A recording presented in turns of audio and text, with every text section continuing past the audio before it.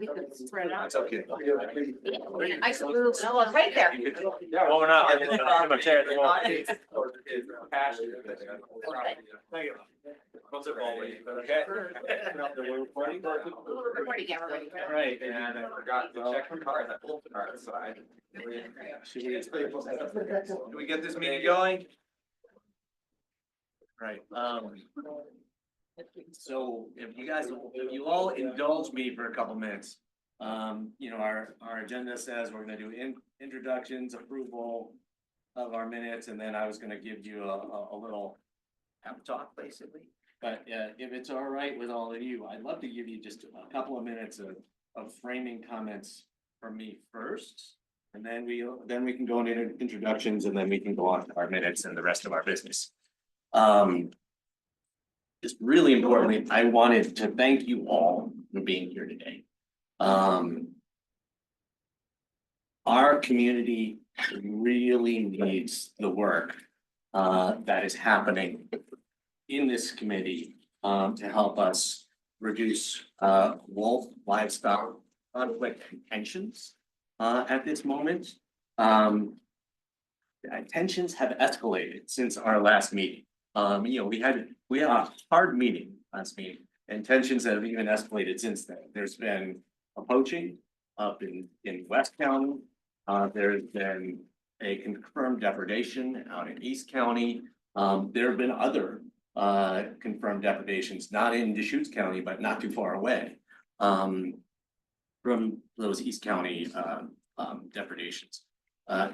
From that East County depredation. There's been a lot of sightings of wolves in our community. So we're at a kind of, you know, tense moment. And this committee and the work that we do here is, in my opinion, the best thing for this community to help de-escalate these tensions. Try to get us to a place where we deploy depredation. We deploy prevention funds and know-how to reduce depredations as much as we can. This committee can help us set up to provide fair compensation for livestock producers who have experienced losses in this year. This committee is also just a great place for all of these partners around the table. Yeah. Wildlife Services, we have U.S. Fish and Wildlife Service, we have ODF&W, we have the county, we have these amazing committee members who are giving their time to this effort. So it's a great place to bring all of those partners together to do what we can to de-escalate those tensions in our community and set us on the best path possible. I was reading the Ben Bolden article that Michael Cohen, the journalist there, wrote about the most recent wolf report for the state. And there was a quote from Aaron. He basically said, you know, Central Oregon is the frontier of westward wolf expansion.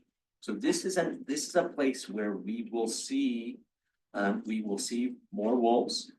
There is more potential for wolf encounters and potentially conflicts and depredations.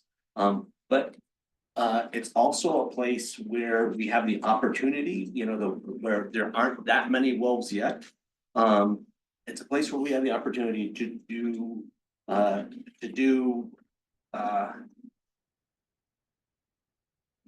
wolf presence as, you know, as best we can, and maybe model for other parts of the state, other parts of the Western United States, you know, how a community can manage the presence of these wildlife, continue to have livestock production, and have the minimum amount of conflict possible. So we can get ahead of these major conflicts. We can get effective prevention practices in place. We can reduce the incidence of depredations as the wolf population continues to increase in this area. So that's my hope for our community. And I'm putting a lot of that hope on this committee to help us get to the best possible place possible and to be a model for other parts of the Western United States. So not to put too much on you all, but thank you very much for being here and being part of that work. And with that, I think we can go ahead and get to work on this at this meeting.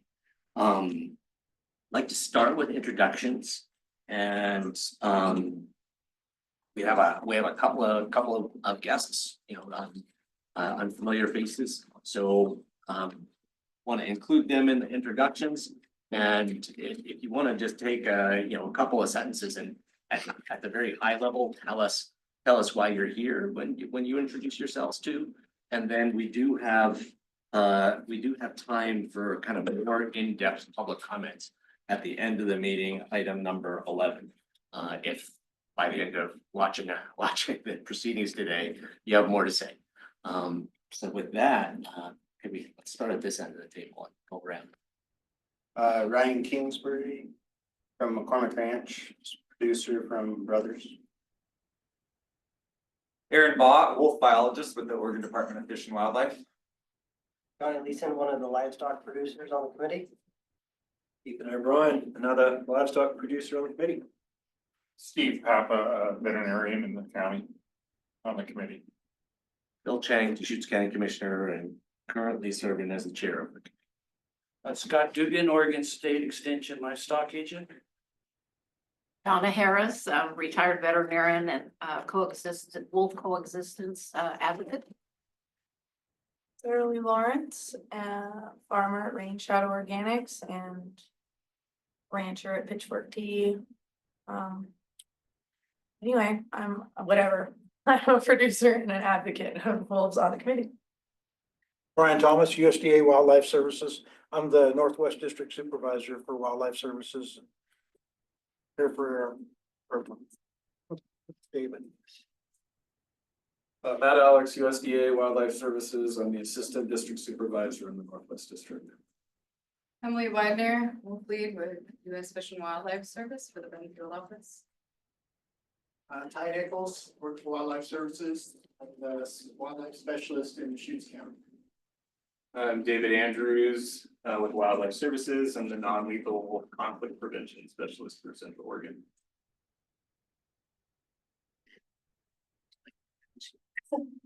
I'm Kanoe, this is Dirk Godby, we live in Sisters and we have wolves on our property. We'd like them to not be there. Or at least not kill our horses. Jen Patterson, Deschutes County Strategic Initiatives Manager and staff support for this committee. Thanks, everybody. Item number 2 is approval or discussion of February 11th, 2025 minutes. Does anyone have any that want to talk about the minutes or something they've seen in there, or does anyone want to make a motion to approve the minutes? I'll make a motion to approve the minutes. Made, seconded. Any discussion about what's in the minutes? Calling for the vote. All those in favor? Aye. Any opposed or abstaining? Motion carries. Right, we are on to item number 4. Jana's going to share with us an update on a whole lot of stuff that she learned from Leah. So during our last meeting, particularly the February meeting where we met over Zoom, and then this came up a little bit in January, there was a lot of committee discussion about what the committee can and can't do with applications that are received. Is the committee obligated to accept the application as they have it in full? Can the committee ask for additional information out of applicants? So I talked extensively with Sunny Summers with ODA, and basically the answer is it's at full discretion of the committee. You can accept applications as you want. You can ask for as much information as you want. You can ask for as little information as you want. currently, the committee is set up to use the application that is the standard form for the ODA grant, and that's the form that I submit. Some other committees don't have individuals fill out that form, they just fill out one set form. And then include other asks in there. So the end answer there is there's a lot of leeway with committee members on what you can ask of applicants, and what you can ask of grant money. The one caution the ODA said was, it's at will for ranchers and producers to engage with the committee and, to apply and accept grant funds. And so, if there's additional rules or information asked of the committee, that is the prerogative of the committee, but they did put a warning or a caution in there of, be mindful. The Shoes County at this juncture, I think, asked for the most from their applicants of all committees statewide. And the reporting end from ODA is pretty lenient on what we need to report up. And in fact, I haven't even received the information that we need to report for the last year's grant. So still waiting on that from ODA, but we'll eventually go back to the producer who received grant funds once I know what we need out of them to report that. So just wanted to give that feedback there, and we can bring that up for further discussion at a later committee meeting if need be, but I just wanted to update on that. I have two other updates too. I printed these off, so ODF&W has come out with their 2024 Wolf report that has a lot of information in there. This is not included in the packet. I'm just including it as information. I did go to the ODF&W monthly commission meeting on Friday where they briefed out on this report. I think most of the information they briefed out on was included in this report, but it was interesting. I think that committee meeting is available online if anyone wants to listen to that. I just printed that out for everyone's information, but not necessarily pertinent to this committee. Additionally, Western Landowners Alliance and specifically LA Gage has put together this booklet for producers to use out in the field. It's, I think, helpful maybe for some people. It has all sorts of information, note taking, pop prints, all different resources in there. So they asked how many we wanted. They're free. I initially ordered 20, so they're up there for the taking for anyone to take and to distribute as needed. I talked to Steve a little earlier if you want additional ones for your veterinary services, but please feel free to take them for your own use and for any of your neighbors' use. If you want more, just let me know and I can get them. She can mail them to me and then I can mail them out to anyone else. On my updates. Anyone have questions that you want to ask Jen about what you learned from ODA? That understanding of what information we can ask for from livestock producers, what conditions we could put on money that we are routing to livestock producers.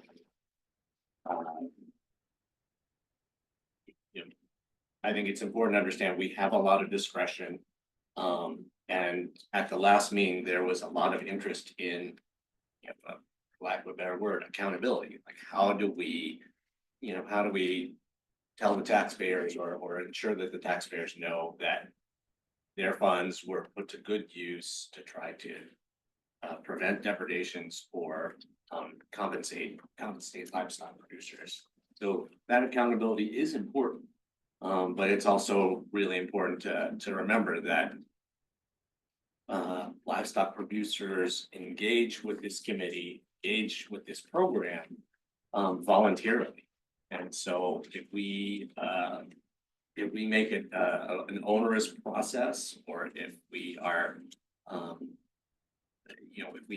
if we don't view livestock producers engage with us as partners, they don't have to be here. And if there's no livestock producers who want to engage with us, then there's not really a reason for us to be here either. So there's this kind of important balance between ensuring that we're being diligent and ensuring accountability, but also making the program user friendly enough that people will want to work with us. So I just as that will be important as we get into the discussion of grant allocations. Next. But on item number 6, but if no one else has thoughts or questions about that, then If there's more discretion involved, we may have to push the process earlier and Well, yeah, I think we had some lessons learned this year of maybe January is pushing it pretty close. You know, Sunny is really lenient, like if applications were coming in late, she was fine, but she turned around the grant. Oh, I guess we should update that too. I didn't put that in the meeting minutes about how much grant dollars we got. But she allocated the grant dollars pretty quickly this year. Last year it was a little bit slower, so. And I don't know if that was from late applications coming in, so there is a deadline there. There is a little flexibility there, but I think maybe we did learn some lessons about. You know, the time involved in reviewing those applicants, so we could potentially start that in December. We can put that on for the next meeting discussion as an agenda item, and kind of looking at the timeline of how the committee goes through that. That's an interest. Okay.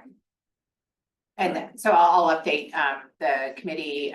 We put, there was a request in for about $138,000 in Deschutes County was awarded, and the commissioners approved, as you know, all of our grants requests and allocations go through the county commissioners board.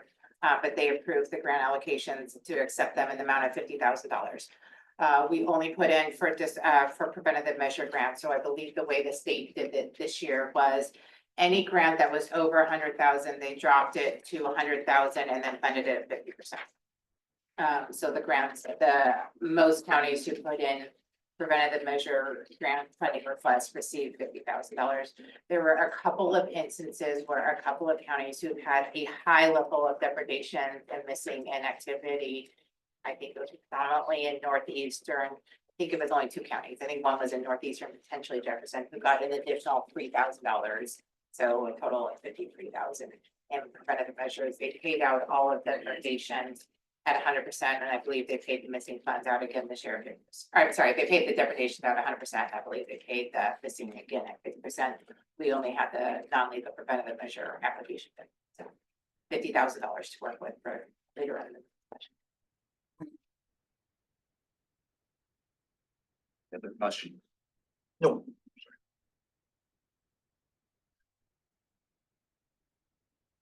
Item number 5 on our agenda is an update on wolf activity in Deschutes County. Dave? Sounds good. Thanks, everyone. Thanks for that introduction and the talk at the start there, Bill. I have to say, and this is a little bit about my backstory, which some of you may know already, but I grew up just outside of Yellowstone. I was 5 years old when wolves were reintroduced into the park. And the uncertainty and the hysteria and the learning curve is something that I remember in my childhood. I now work as a wolf biologist in Oregon, and I cover 16 counties. So I cover Deschutes County as well as many other counties, some of which have had wolves for a long time. And I've spent my whole life working with wolves. And that's all to say that there is a bit of a learning curve. And when wolves are naturally recolonizing an area or when they're expanding their range, it's like square one for that community every single time. But as Phil said, it's important to realize that we have neighbors that have had wolves for a long time. And we can talk to those neighbors, and we can talk to those counties, or we can talk to those states. Or in my profession, we can talk to other countries that have had wolves and never got rid of them. They never went away, and they've always been raising livestock and coexisting with wolves. So even though this is novel and this is new for a lot of us, don't get too overwhelmed, because understand that there's a lot of neighboring counties that are doing the same thing, and a lot of them have a great deal of experience, and the world does keep turning. So we'll support one another and we'll support our community. But yeah, after 30 years of being around wolves and working with wolves, it seems like there's a frontier somewhere, everywhere. So this is a recap that I was asked to give by Jen of the wolf situation around Deschutes County. A lot of you are familiar with some of this information, but it's been a whole year and there's new faces. Some people are present who weren't here last time, and so I feel like it's very important to go over a few facts about how we got to where we are and how the system is currently structured. Also talk just for a hot second about the biology of these animals. So much breath gets spent on the politics and the management and the compensation of these animals that I think we sometimes forget that a lot of their management and the policy decisions all depend really upon their biology, which a lot of folks don't have a solid understanding of. There's a lot of mythos about the wolf as well. They've got a big reputation. Not all of it is great. So really quick, the wolf is, as we biologists call it, Canis lupus. It's commonly referred to as the gray wolf. It's also known as the timber wolf, and it's got 101 other common names, but it's all Canis lupus. Historically, wolves ranged throughout Oregon, connected to neighboring populations across the continent and the Northern Rockies and beyond. Wolves are essentially large wild dogs. They are the largest member of the dog family in the wild. Surprisingly, their lifespan isn't very great. It averages 2 to 5 years is all, though they have the potential to live up to 12 years like a large dog. The average size of an adult wolf is around 100 pounds. The breeding male wolf from the Metolius pack, when I handled his body, he weighed 100 pounds even. Put that into perspective. Again, a lot fluctuates depending on whether they've just eaten or the time of year. Wolves can go weeks without eating. Then when they have an opportunity to eat, they'll build themselves up. It's feast or famine. Go ahead to the next slide, Jen. I think everyone realizes that wolves are pack animals. They live in family groups. That's exactly what it is. They're not mobs or gangs as sometimes people think, but rather it's a family which depends upon a pair of breeders, the parents, if you will, and their offspring. Pack size in Oregon averages around 6. They have pups once a year, and that is right now. So in the middle of April is when they give birth. Their litters usually are around 5 to 6 pups, but only 50% generally survive to the end of the calendar year. That's standard for all wild animals, whether it's deer or elk or bears, wolves included. It's just tough being a baby animal out there in the wild.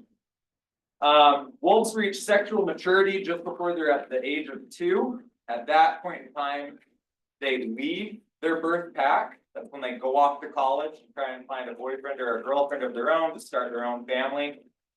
So a pack usually has, again, the parents, and then often it will have yearlings. So wolves born in the previous year's litter, as well as any pups that might be born in this year. Wolves are fantastic walkers. They have a tremendous range, which I think is what makes them very successful as a species. Their home range can be 100 to 200 square miles. This is a tremendous area which they then mark as a territory. Wolves are territorial creatures, which is convenient because they often will fight or kill any other wolves that come into their territory. However, when wolf density is low and there's not a lot of neighboring wolves on the landscape, they can move again in huge areas all across the landscape. Go ahead and switch to the next one. So in an area like Central Oregon where wolves are recolonizing, they're coming back and wolf density is relatively low. When wolves reach sexual maturity, they leave their pack and they wander off on the landscape, and they can go in any which direction. Our radio collar data tells us they regularly wander 20 to 50 miles a day, which is, again, incredible. And when wolves are out on the landscape looking for a mate, they can show up at any place or any time. And this means that in a place like Deschutes County, there's a lot of unpredictability as to when a wolf is going to appear and when it's going to disappear on the landscape. Packs generally indicate more predictability in their movements and their space use. Go ahead. How did wolves get here? Wolves naturally began recolonizing parts of the Northwest in the mid-1980s. Wolves started to come down from existing populations across the Canadian border and establish themselves in northwestern Montana. Then in 1995 and in 1996, as part of a federal and tribal reintroduction program, wolves were reintroduced into Yellowstone National Park as well as central Idaho. Yellowstone gets a lot of fanfare, but people often overlook the Montana and Idaho story. A total of 66 wolves, man, how did I forget that fact? 66 wolves were live captured and reintroduced into this area. Again, as wolves reproduce and their population grows, they disperse on the landscape, and through these dispersals, wolves have naturally been recolonizing states such as Washington and, of course, Oregon. So we had our first documented wolf come into Oregon from this reintroduction program in 1999, but we had our first reproductive pack unit in 2008 in northeastern Oregon. Go ahead, Jen. So this is what we call an area of known wolf activity map, which is included on our website. It's also in that annual report, which just came out. This map is specifically created for the Oregon Department of Agriculture, and it helps to inform them where they are best spending their dollars. Nevertheless, it's often used as kind of an indicator of where wolf activity was in 2024. So this shows you in hindsight. It's a pretty loosey-goosey map because, again, these are animals. They wander on the landscape. Their territories help us to identify specific regions where they inhabit the landscape regularly. You can see there that in Deschutes County, right smack dab in the middle along that red line of Highway 20, we have to the north of us the Metolius Pack, which comes into Deschutes County. We also have the Upper Deschutes Pack in southwestern Deschutes County, and we also have transient wolf groups or individual wolves which have utilized southeastern Deschutes County. Now, this does not mean that there are not other wolves documented on the landscape that we haven't confirmed. We've had other wolves, radio color dispersing wolves come through the county, all the way down through the Cascades, around the Sisters Peaks, Three Finger Jack, that kind of area. We've documented in other places as well, but these are territorial, regular resident wolf habitat areas, if you will. Yes, go ahead, Jen. Thank you. So wolves are currently managed in the state of Oregon by the Oregon Department of Fish and Wildlife, who has a state management plan, which helps us to conserve wolves, but reduce conflicts for long-term practical management. Wolves, however, though, in Western Oregon are currently listed by the U.S. Fish and Wildlife Service as an endangered species. And this includes the portion of the state to the left of that red line, which is essentially Highway 395.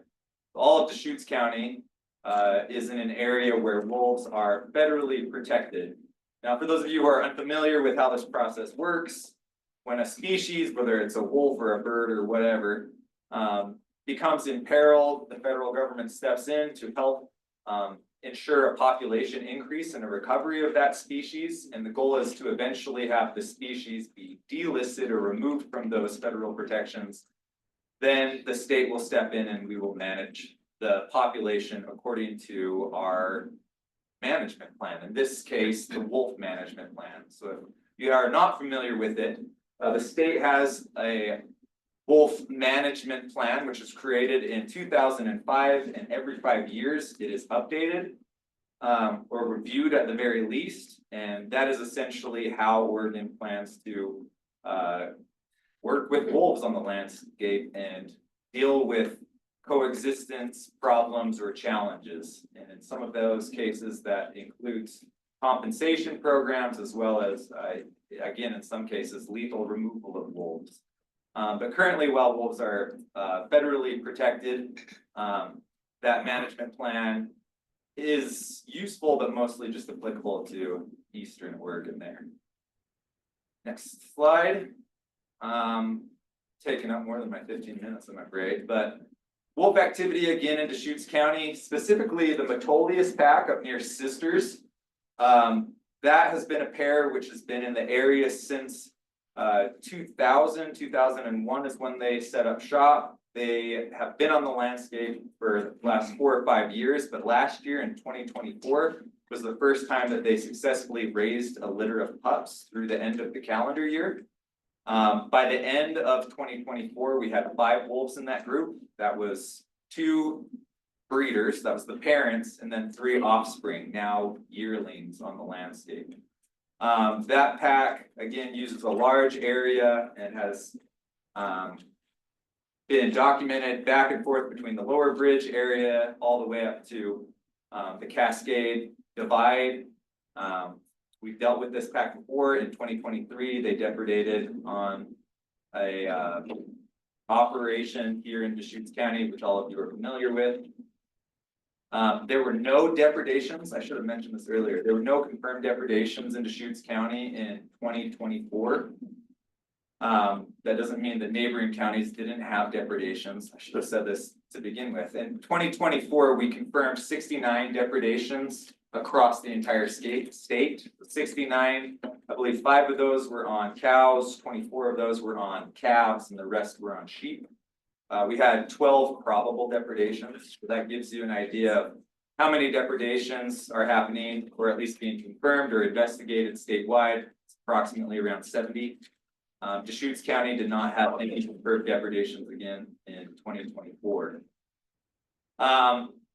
Again, regarding the Metolius pack, just a quick update. In March, the breeding male was illegally killed in Deschutes County, and that is currently an ongoing investigation. We will see what happens with the pack now. We'll see if she reproduces. She would have been impregnated in February, so when he died, she would have already bred. Without the male, the success rates for survival of any pups that she might give birth to are very questionable. So we'll see what happens. It definitely means the pack starts to behave more irregularly, but we'll continue to monitor that situation. On the other end of the spectrum, down south, we have the Upper Deschutes pack. That pack has fluctuated in size over the years. At the end of 2024, we had a breeding male and 2 yearlings. The female is, we have not been able to detect her. It could be that she died, causes unknown, and we are monitoring that wolf pack currently. And it's like the Metolius wolves, we have a really good database as well as a rapport with a number of the public who give us information regarding the movements of these wolves. And then in southeastern Deschutes County, we had OR 158, who was a collared wolf. Spent quite a lot of time between Crook County and Deschutes County throughout most of the fall and winter time. OR 158 is no longer in that area. We've also had other wolves documented in that area. Again, not resident, but transient wolves is what we call them, meaning that there is definitely wolf activity on the landscape, but not an established reproducing pack. At least not in 2024, we'll see where we're at in 2025. Again, wolves could show up at any place at any time, especially as we have a large area in Deschutes County of unoccupied wolf activity. All right, Jen. Hey, outsource. Another work emergency. Sorry. Quick recap for everyone who's here. The Oregon Department of Agriculture administers a compensation plan, which is why we are all here today. It's not the Oregon Department of Fish and Wildlife, but rather the Department of Agriculture. We should all be aware of that. So this is their program, and ODFW is happy to facilitate and help out with anything. Next slide. This That was wild. This means that for depredation investigations, ODFW is the only agency authorized to go out and conduct those investigations. Our staff is highly trained for looking at dead livestock. We conduct field necropsies or laboratory necropsies all the time. In order for a depredation to be investigated, we have to know about it. So the public has to engage with us. They have to call us and we have to go out and we have to look at the scene, and we collect all of our evidence to determine whether or not a wolf was involved with the depredation. Go ahead, Jen. Wolves are notorious scavengers too, so we're looking at evidence that suggests that the wolf was the cause of injuring or killing the livestock or working dog. So not just scavenging on livestock, but they actually have to have been the cause of the injury or the death. We have 4 determination categories: confirmed, probable, possible, unknown, or other. Confirmed and probable are both compensated for. So if it's a confirmed wolf, obviously you get compensated. If it's probably a wolf based off of the evidence, you get compensated for that as well. Next. We also work very closely with U.S. Fish and Wildlife Services, of course, Emily, and USDA Wildlife Services, David and Ty and others, in order to promote proactive strategies. Some of the money set up by the Oregon Department of Agriculture is used not just for retroactive or reactive funding, paying for the damage to livestock, but a lot of it is used for proactive measures, meaning how can we support producers, especially with this learning curve of having to deal with wolves on the landscape, in order to mitigate conflicts. In some cases, this is buying fencing, or it's covering the costs of extra work hours, buying livestock protection dogs, helping to support the producers by helping pay the salary of staff, carcass cleanup, bone cleanup, or a multitude of other tools that we have at our disposal. Next, and we're almost done, guys, I promise. Just a quick reminder, we do have our website, odfw.com. Everyone always complains that we're not transparent. I don't know how after updated wolf management plan every 5 years, an annual report every year, and a bi-monthly public meeting, and a updated website, we could be any more transparent. But if you have any questions specifically about wolves or wolf activity, you can call me directly, call Emily, U.S. Fish and Wildlife Services. We also have this lovely webpage, which provides a lot of information.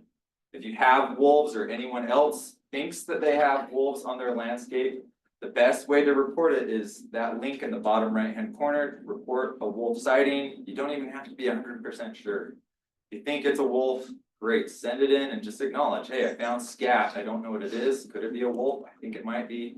We're the biologists, we look at it, and that actually is a huge public database which allows us to monitor wolves across the landscape. It's one of our greatest tools. And I think that's it. Yeah, so if you have any specific questions regarding the annual wolf report for 2024 or wolf activity around Deschutes County, by all means, ask me. If it's outside of the meeting as well, I have a business card and I'm happy to share it. I work very closely with people like David and Emily and Ty and others who aren't present in the room. We're all a collective team, so it's very helpful to have other members of different government agencies supporting and helping us to mitigate conflicts. I couldn't do it alone. I'm extremely grateful for the help that I received from these folks. That's it. I feel like we should clap. Man, I powerhouse through that. Sorry. We appreciate you, Aaron. Thank you. Thanks. I have one question. Yes. So, thanks for the update snapshot on the 3 areas of wolf activity around the county. Do you have, I guess, if our concern, particularly today, is about potential depredation. the risks of depredation. Do you have any specific observations, patterns or trends, or do you have any concerns about risks about depredation in those different parts of the county? I mean, things that we should have front of mind when we're thinking about, how do you prevent depredations? Where are the risks? What are the risks like? Yeah, good question. So the primary food source for wolves is elk. Wolves love elk. Behaviorally, elk are the easiest food to catch, and they're also large, and so they can support a pack of wolves or a group of wolves. So we kind of monitor a lot of wolf activity, especially around areas where there are elk. And when we have packs in the area, it's nice to know that we have healthy elk populations where those packs are in order for the packs to subsist off of them and to stop them from getting into trouble. One of my greater concerns right now, not just with Deschutes County, but with other counties in central Oregon, where again, wolf density is lower than it could be, is these transient individuals. These are usually lone wolves, which are not supported by their pack members, and those are the ones that more often than not, as teenagers, you could say, get into trouble. They're the ones that are harder to predict their movements and their behaviors of. So wolf activity is going to be more contentious along that human wildlife interface area. So in places where you have this urban forested divide. So trying to work with especially smaller operations in the Sisters area or in the Lapine area. We could talk about Eastern Deschutes County separately, but in those areas where you do have smaller operations and not necessarily cattle, but other forms of domestic livestock such as goats or sheep or alpacas or chickens, trying to figure out how to best work with those producers to mitigate conflicts very often is going to mean fencing. A lot of these smaller operations, non-cattle operations, depend already upon fencing. They often don't use public lands for grazing allotments, and fence is a great fortifier between wolves and livestock. It's not ideal for some other migrating animals on the landscape, but if there's an existing fence already in place, something like woven wire fence, it's a great resource to patch up bare areas or remove existing fences. And that's a long-term solution that you can pay for upfront and not have to necessarily worry about the continued and perhaps erratic movements of these animals on the landscape. It's different in a place where you do have large cattle operations, especially using public allotments, because that requires more manpower and invested commitment over time. So not just a one-time expense. Does that answer your question? I don't know if it did, but I took a stab. And you talk to like small landowners and send them our way to apply for funds Yeah, in the future or whatever? yeah, absolutely. And the same goes with, I hope you all grabbed one of those depredation guidebooks that Jen grabbed for everyone. Those are a really good resource. I deal with people all the time who they've never seen a wolf, they've never lived with a wolf, they don't know what a wolf kill or attack looks like.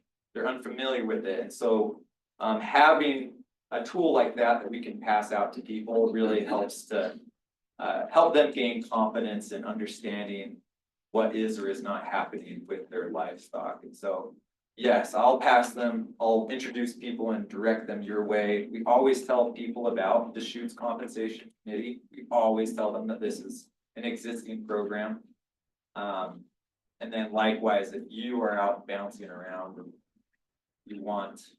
you're hearing that people might be concerned that they have a wolf problem, we've got these resources. And yeah, like I said, we've got ODFW, U.S. Fish and Wildlife Service, and Wildlife Service. All three agencies can help out. Sometimes people want to work with one agency more than another. And so the options are endless. Yeah, we're trying as much as we can to get out there and talk to people, help them.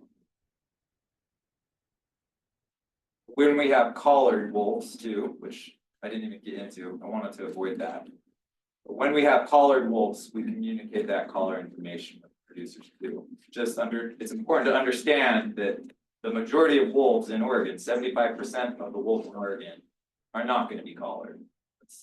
We collar about 25% of our population, so just realize that you don't hear it from a person saying that you've got a collared wolf in the area, doesn't mean that you don't have wolves in the area. There's no additional questions for Aaron. On this, we can move to the main event of the meeting, which is talking about allocating these $50,000 of prevention. We just check in to see if David Andrews also had anything to update on, to have them both on the agenda. Yeah, Aaron covered Okay. all of it, so. Okay, great. Just 1 minute. Yeah. Thanks, Aaron.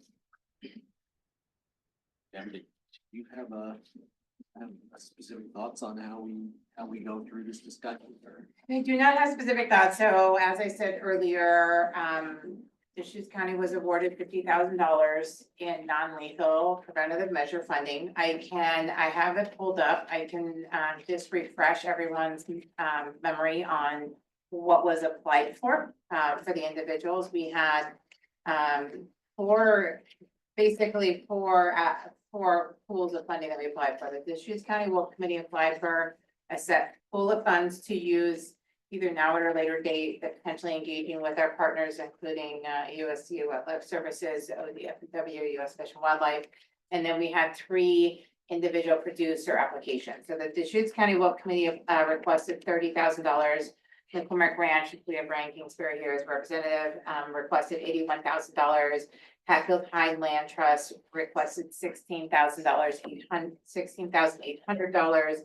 And Desert Creek Land, Cattle and Timber Company requested $5,000 for a total of $132,800. And then the committee, the county was awarded $50,000 in grant funds. As I said earlier, ODA&W doesn't specify where those funds go to, so the committee has full discretion on how they allocate those funds. It doesn't necessarily have to be off of these applications, but that was a starting point that we went off of, at least last year, went with that starting point as well. So I don't have any specific recommendations on how the committee dives into it, but I'm more than happy to help navigate that discussion as we go through it. Did you say that you had kind of like you could show us what all the $138,000 of requests were? I can pull the applications back up if that's helpful. Yeah, I think.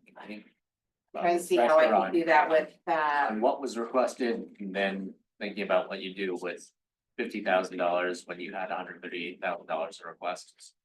let's see what I can do. I can't a little tricky with how this works, but I think I can get into my folders. Oh, yeah, I can. Okay, great. Brian, did you guys apply to county too? I think you figured out what you guys got awarded that yet? No, this committee's ahead of. Oh, I was wondering, yeah, because I'm sure they got around 50,000 too, I would assume so based on what you guys. yeah. So I We didn't know, haven't heard that. They haven't scheduled a meeting. I figured maybe we could talk with them and try to get how to work full this out. Yeah. And do you know if any of the other ranches that you're around that applied out there are also applying for county or? I don't know if they applied. Oh, gotcha. I often don't know the amount that Creek County receives. I have that somewhere. I'll look that up. First, let me pull up the application. Aaron mentioned one wolf, 158 plus transient wolves through the East County, but I mean, isn't there an area of known wolf activity in Crook County? Yes, there is, but there has not been a documented, in 2024, there was not documented reproducing pack. So we do have a group of wolves in the Ochocos, that's the 131 group. And down on the southern end, more applicable to Deschutes County, we have a couple, actually 3 different wolves that we documented in 2024 using that area, but not all consistently at the same time. So, And those are your transients. Metro. Okay, so I have it pulled up. They're in 4 different applications basically, but we can review it quickly. So we all use the same format, which was the standard format from ODA that put together. So this is it's been a while since I've reviewed all of this. Okay, so this is the $30,000. It's really hard to read, it's really small. I don't know if I can zoom in on that so you can see kind of the explanation narrative. So this is the $30,000 that was applied for just on behalf of the committee. This is the narrative I wrote. I apologize if I didn't capture it exactly how you guys were saying it.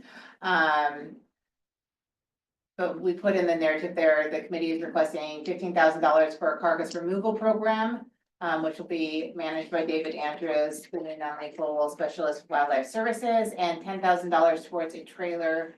This is a split expense with Crook County that will go toward the above mentioned removal program, and $5,000 to purchase about 36 box lights to be used by ODFW.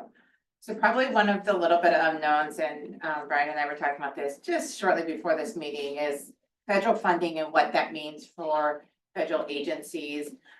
So I think at the end, when the committee originally had the first discussion about the trailer and the trailer share, this is before the vast majority of funds and grants were happening with the federal government. I think we met at January 21st or something, so it was before, right when the new administration was coming in. So we didn't have that kind of knowledge about what was happening, and then in the February meeting, we were starting to get a little bit of information about what was coming from the federal level, but I still think there's a lot of unknowns there. And if Brian and Emily want to talk about that, they can, but they're, or not, there's not any requirement to do that, but Suffice it, there are a lot of unknowns. there are a lot of Right, unknowns. that kind of sums it up. And so, as a reminder to the committee, if funds are going to be held and used towards something, like it doesn't make sense at this juncture to use or to buy a trailer, or I think we came around to possibly like a rental program or something with the trailer versus buying one.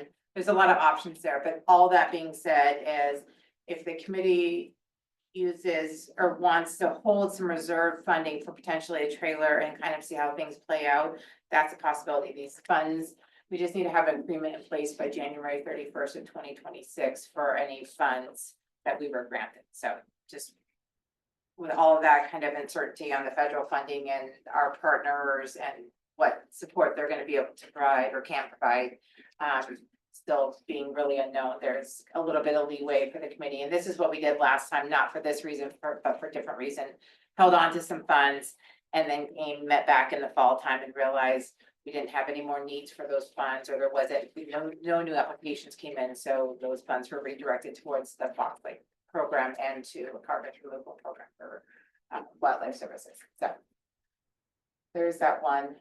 And I have not re-engaged. I talked to Ellie Gage, who is the chair of the Crook County. She's the Western Landowners Alliance representative who was responsible for this, but also the Crook County chair for the Wolf Committee there.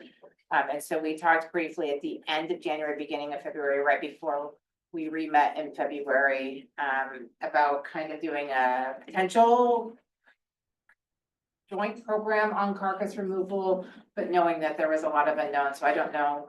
And their committee hasn't met yet, so that's also on the table, but no set information. Aaron, what do you think about carcass removal?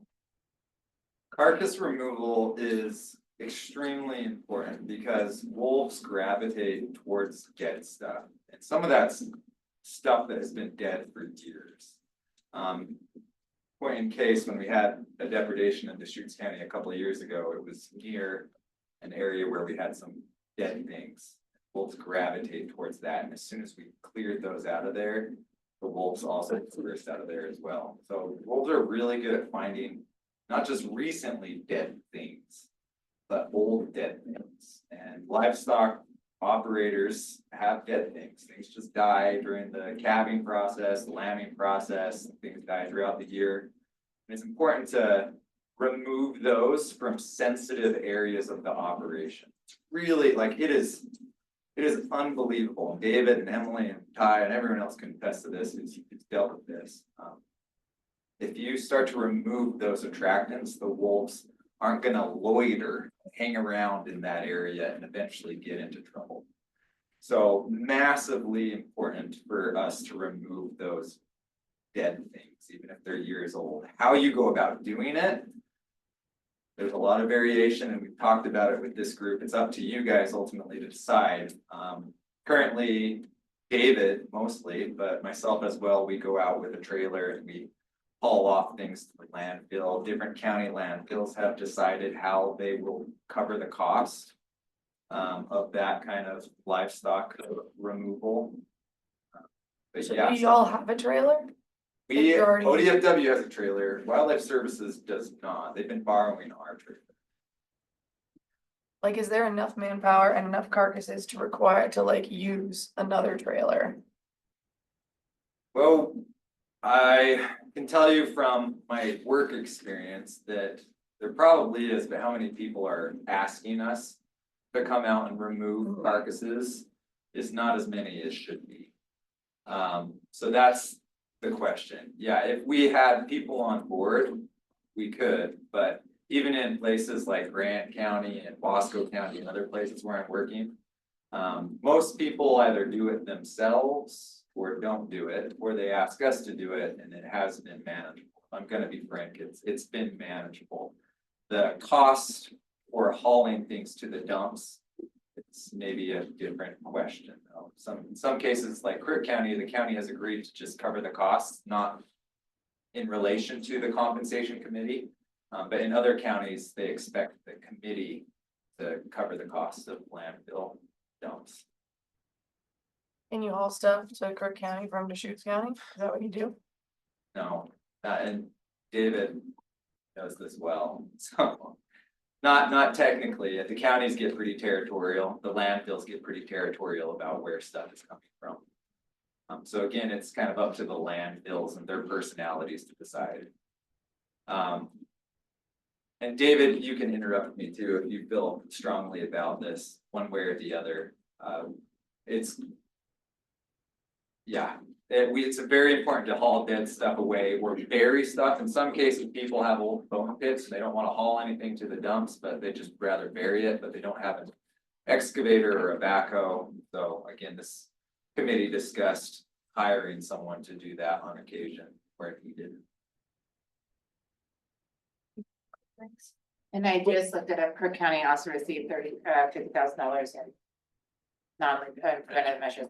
They have all of them, so if anyone else is interested in any other county, but they received the same amount.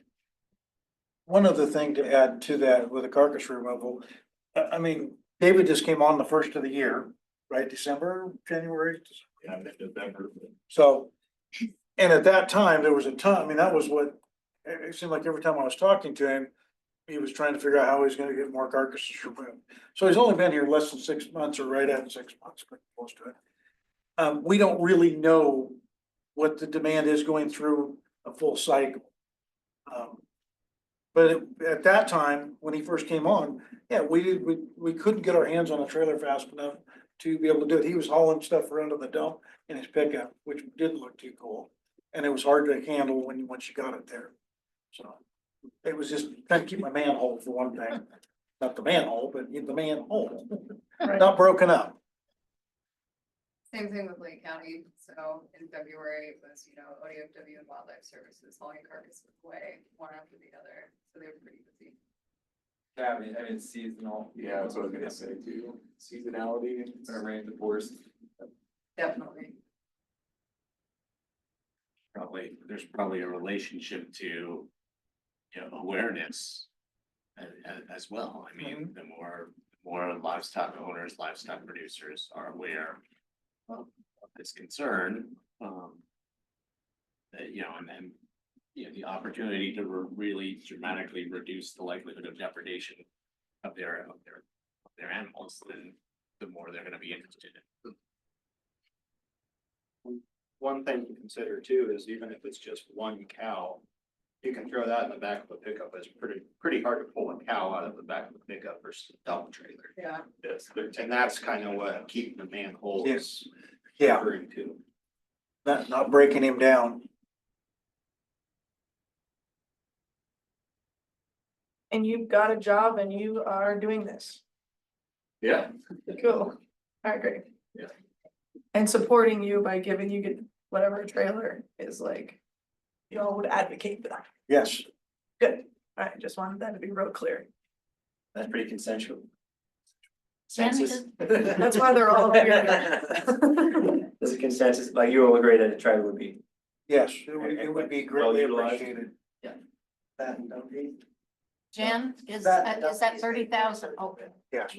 I think the dump fees are probably more important than even the trailer. I mean, the trailer is important, don't get me wrong. I could borrow one from ODF and W if I need to.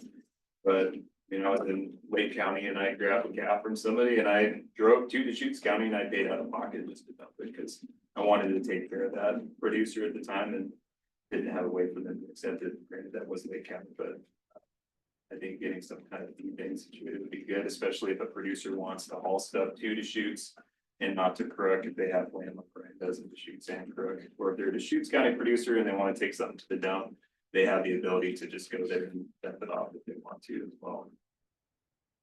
Does Lake County have a compensation program? Yes. They do, yeah. You want to know how much they received? I was just wondering, Yes. of course, Paul would probably lose his mind over it, but if you were going from out to Christmas Valley or whatever and picking stuff up and bringing it here, Lake County should be paying. Yeah, but. Yeah. No, I it didn't want is to what drive it from Fort Rock to the dump in Klamath Falls or wherever. Right, that's what I'm saying. It That's doesn't where, make, yeah, that's where they go. February. it doesn't make much sense anyhow. Okay, I was unaware of that situation, so that's an in-house thing we need to take care of. What's the average cost at the dump, say, getting done? There's I think it's $16 up to a certain weight, and I think it's over 300 pounds maybe or something like that, and then. Maybe 400 or maybe 400 pounds, or If you got I mean, what are you mostly hauling? typically just like a calf or a yearling, for Deschutes County at least. I mean, I've pulled off full-size cows in Clark County, but yeah, so. Yeah, 400 or 500 pounds maybe for a yearling. Yeah, it's gonna be much less than that, obviously. Is it $16 a pound? No, we're up to, I guess, 400 Oh, okay. pounds, So yeah. $16 for 400 pounds. Then it goes up from there, yeah. Okay. Yeah. I was like. So what was the cost on the one you had? Well, We're in the it's- wrong Yeah, business. $16. Oh, okay. Yeah. Do you have an Sell- approximate, like you how can much sell you them. spent in dump fees? Or are you kind of, No, I have some receipts that I could go over. that's also Yes. a viable Yes. expenditure for the Yeah, committee it's- as well to consider. For me in Deschutes County, it's not a lot. It's even far between. The cost is an exorbitant. But I, just from talking to other farmers around the place, especially in spring, there's a lot of things that can go wrong, calving especially. It does sound like it would be useful to have a place to dump them and not be out of pocket. Because there's always the easy option, right, of just like dump it somewhere, put it in a hole in the ground, you know, just don't pay enough attention to it. So if it's like funded, like it's easier to take it to the dump, then people are gonna do that. That's what I'd imagine. Yeah. Sure, talking about 80. Well, Yeah, which is That's how the other problem. counties are doing it though. Yeah. It doesn't have any to animal be carcass. a sick, yeah, calving, you know, a birth problem or something like that. Everything that is dead or even years old dead can be taken to the landfill, so it doesn't have to be wolf related. And we responded to hauling off deer and elk caught in people's fences that have been too close to their lambing or their cat, you know. Not related to wolves, but we take them and haul them off to the dump because we don't want it to be an attractant to an area that is sensitive. And Aaron, that's something to emphasize on. It isn't like we're trying to go all over the landscape No, everywhere. It's just in areas that are sensitive that we're trying not to attract wolves to. yeah, again, particularly around calving and lambing. There's dead stuff, there's a mess that could be an attractant we don't want wolves to come in while those vulnerable animals are just hitting the landscape. Janet, is the 30,000 ask that Deschutes County is asking for what we're discussing, coming out of the 50,000? All of that, all of the 132,000, We asked for 138,000 total. 138,000 Yeah. and we got We've 50. got 50, so our Now we need to- 30,000 is out of that. Now we need to triage basically among all the things that we asked for. Should we keep reviewing some of the other asks? Could I just ask one more question about the carcass removal? So you said $16 at the Deschutes County landfill, so it's not the tip fee that's. I mean, we talked about the tipping fee, we talked about the trailer, but I mean. $16, like. How many, I mean, we're not talking about hundreds of carcasses, right? So. We are talking about hundreds. No, we're not. No, we're not. So what is, you know, how do we get into the thousands or tens of thousands of dollars for a carcass removal? Like, what's the? It's the labor or the, you know, the person hours, or is it mileage, or is it? The trailers and hiring someone was a discussion. Yeah, I think that's maybe how you got to that. Okay. Number was. Yeah, there was discussion. How many do you think you hauled in from Deschutes? How many do you think you've hauled in Deschutes County, like just us? Well, I don't know, maybe 4 or 5 only since Okay. I started. And what's the dead stock guy cost? $250, $300? Would it be more cost effective to have, I don't know, I remember we touched on this and more, maybe it's more complex than I'm thinking, have him do it at the time being, since we obviously don't have all the funds to buy a dump trailer. That makes more sense for him to do it, but then it takes one thing off your plate, or does it make more sense to try to get the dump trailer and have you do it? I know that's part of your job. Well, I could, yeah, I mean, if the chutes will accept carcasses, I can borrow a trailer and go pick something up and take it to the dump. And it'd probably cost less for my salary and how much I make to do that than to pay somebody to go out there and do it. And yeah, I am busy doing that. There's times a year where I'm gonna be more busy, but I'm also doing that in Brick County and now Lake County and Jefferson and Wasco, so. The Deschutes, if it's, we're just talking about Deschutes, that doesn't take a big bite out of my pie, so to speak. So, Fair enough. Those, potentially those counties could all put in towards that. I looked, so Lake County has and I've had no conversations with them, but Lake County has received $35,854,000 in preventative measures, and then Klamath County received 50,000.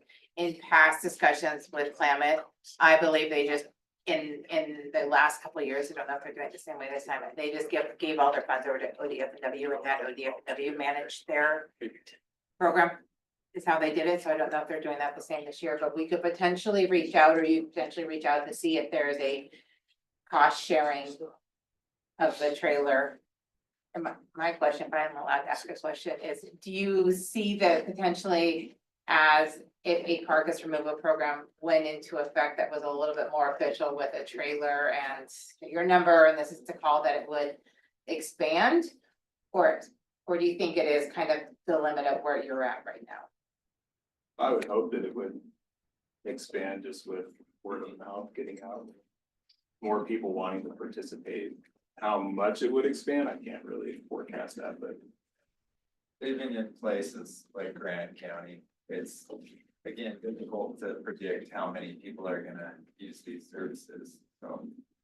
Yeah, this is a difficult question to ask, because ideally we would like the workload to be greater, or the needs to be greater. But right now, I mean, most of my counties, we're probably hauling off a couple dozen carcasses a year through the landfill. And that is somewhat affordable, and it seems like it's doable. So it's tough. I don't wanna not give our people resources, but at the same time, realistically, there's other places that maybe some of this tens of thousands could go. Again, covering the expense to take them to the dump is a must. Yeah, yeah. Yeah, reading between the lines, it sounds like, yeah, you're gonna have more carcasses removed if you lower the barrier for everyone to do it. They're just relying on, you know, self with a dump trailer and trying to get everything focused through you. That's just gonna busy you up and make it kind of like, I don't know what your turnaround time is, like, oh, can I get there today? Or I get it there tomorrow, in 3 days, whatever, like it's just sitting there in the meantime. Whereas if most people, it sounds like, take their carcasses to the dump themselves, if they do go to the dump, therefore by reducing that cost, it's making sure that that is actually happening. Does that make sense? Did you tell me, is that gonna be more effective? I know I don't wanna get you out of the job or anything, but. No, I think that's right. Yeah. Always you're in. With the 50,000 being or needing to be sprinkled over many different things, the trailer's a big chunk of that. I could make do without it. There's some talk with the Northeast supervisor about potentially funding a trailer, but that's not for certain. But in terms of getting access to drop carcasses off of the dump, that sounds more important and also maybe a better use of some funds to be able to do that and have more left over to help out producers and. How many? And that's just the $16 fee. That's not like, we will not let you dump carcasses. So, just 2 cents, because I see this being there's no real reason for Deschutes County to buy a trailer to be used in 4 or 5 different counties. And Matt and I are gonna do some research into it, but the money that David is paid from is an NRCS grant funding. I think we would like to look at that and see if we can't try to fund it out of that, which is already a broader base coming from all the counties. And that way, then we could focus that money going more towards something else that would be greater for the program. I also That know, sounds and good. I don't know if this is right, but the Western Land Alliance also has a grant funding opportunity. Right, but and I think there's other removal is part of avenues. that. That we could split it up and not just tattoo Deschutes County for $10,000 for a trailer that's everybody else is gonna get benefit on. Well, How I many mean, the counties other, do you guys like how many counties do you oversee that you'd be hauling from? Well, 4 on paper, but Lake County's kind of coming into my territory, so. Part of it. That includes Wasco potentially. Yeah, Wasco, Jefferson, Deschutes, Crook, and then the northern side of Lake. So if we saved potentially $2,000 to split it up, I mean, with that, I know you're talking about a different avenue, but if we saved that money and kind of earmarked it for that, that could be a plan. Or the low grant funds come from one portion and another portion, and each county puts in a little bit, there's. Or we set aside $2,000 for whatever value for the dump fees, and whatever doesn't get used goes towards the trails at the end of the year. So you just got a pool of money that goes, you know, so when someone dumps off a carcass, gets whittled away, whatever's left at the end of the year goes towards the dump trail. As with the other counties. Who were you talking about? Just The landowners, just that you get it credited as a land, as a dump. We talked about that, right? Now we're gonna do it. We've talked about it, haven't established, it gets a little tricky for reimbursements with the county, because they have to do paperwork, so they're looking for a $16 reimbursement, it might be a little bit. The paperwork involved, and then once you're set up, it's fine, but the paperwork involved, the setup is not prohibitive, but there is a little bit to be done there. So it's potential, I wondered if there's an opportunity to grant those funds for carcass removal program to go towards carcass removals and then pool whatever is left over for a trailer at the end, but run that through USDA, we're already in the process of doing that vendor paperwork. I'll tell you, if you The take, reimbursement they goes take back. 3 carcasses of dump, they'll be. But that's getting rid of carcasses. But is there like a Yeah, verification process of There's a lot of where? people that don't really know that the landfill even takes carcasses. Yeah. Oh, yeah, they gotta go all the way to Prineville, I'm like, oh, you go to not. Kirk County, their committee created hall passes to give to producers who need it. Yeah, so people who are in the wolf world, who are maybe more likely experiencing wolf problems, can go to the committee and get a hall pass. So it's not a freebie for everyone in Kirk County. Yeah. It's folks who come to the committee and get a hall pass. Can do that. Yeah, I mean, that makes more sense, because otherwise you're just gonna Yeah, yeah. roadkill for $16 a pop or something. Yeah. That's what came to my mind, not. I mean, rather than, I mean, comes to the committees would be one thing, but you know, just, Oh, no. you know, David, Aaron and others, just having you know, we give you a stack of 15 and you can, Right. when you visit with people, you can. So give the funds to the agencies and then you can give them out. We get the hall pass, we just. That would be, We give I them the mean, pass. administratively, that would be a better, for a variety of reasons, because you guys actually know what's going on the ground versus a committee having to try to verify if there's that wolf activity. And then two, it just administratively gets a little complicated for, so we could do a pool of funds to several agencies.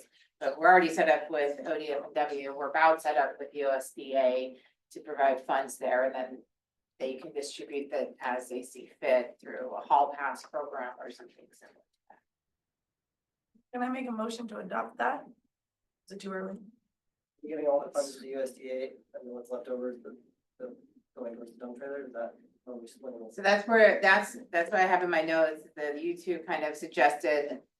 You started with the starting point of $2,000 to Wildlife Services for a carcass removal program.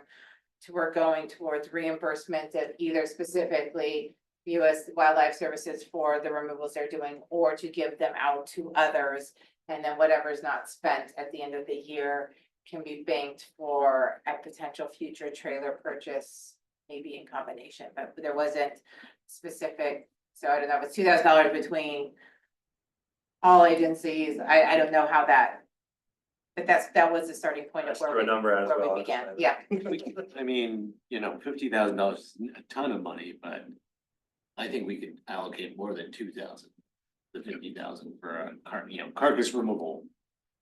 One thing is like, we got about 38% of what we asked, so why don't we just keep 38% for whatever our committee wants to do with it, and everybody gets about 38% of what they applied for. 3,800. No, 50,000. it's 30,000. Oh, yeah, so 38%, so that would be around 9,000 and some change. 33% would be 9,000. That was still some money left over in the box, like, but 30,000, 38% of 30,000 is $11,400. That makes no sense, yeah, because every third is.